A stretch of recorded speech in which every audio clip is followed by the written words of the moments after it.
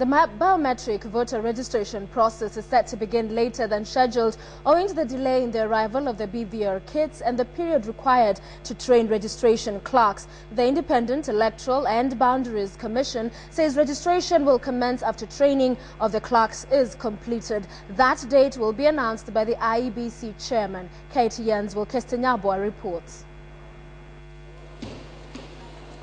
With the full consignment of biometric voter registration kits finally in the country, the Independent Electoral and Boundaries Commission has hit the ground running. In 7 locations across the country, training sessions for 1,000 trainers have begun. These sessions are expected to last 5 days, after which the 3-day training session for 30,000 registration clerks will commence. The electoral body now wants that it shall not stick to its original schedule for the onset of the registration exercise. The registration, ladies and gentlemen, will commence as soon as all the training is completed and the dispatch to all the regions is done.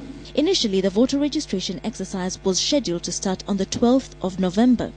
The electoral schedule has, however, since been altered.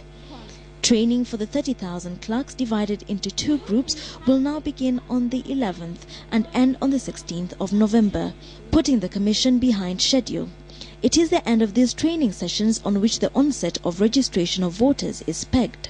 The date for voter registration commencement is a date that the chairman of the Commission is going to communicate to the media houses as soon as the training is over. Further questions now abound as to just how much the voter registration kits are set to cost the country, with a section projecting that the cost will rise from the initial 7.2 billion shillings. The figure for the loan amount was quoted of 7.6.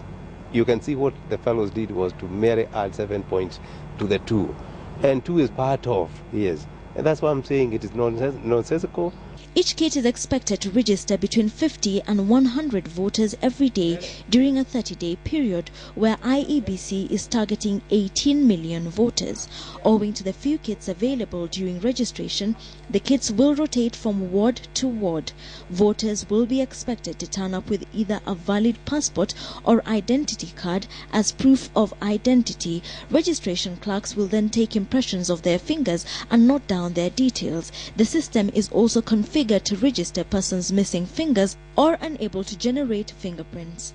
Electoral officials, however, say those who registered under the pilot program ahead of the referendum will have to register afresh. They have expressed confidence in the security of the database which will be generated. One kit in one station does not speak to another kit elsewhere. And so the fears about whether somebody might be transmitting this data elsewhere does not arise. Earlier, IEBC Chair Ahmed Isaac Hassan had warned that the 4th of March elections would not be held according to schedule if the kits did not arrive on time. It remains to be seen what effect, if any, the delayed onset of the registration process will have on the 2013 general elections. Wilkestenyaboa, KTN Prime.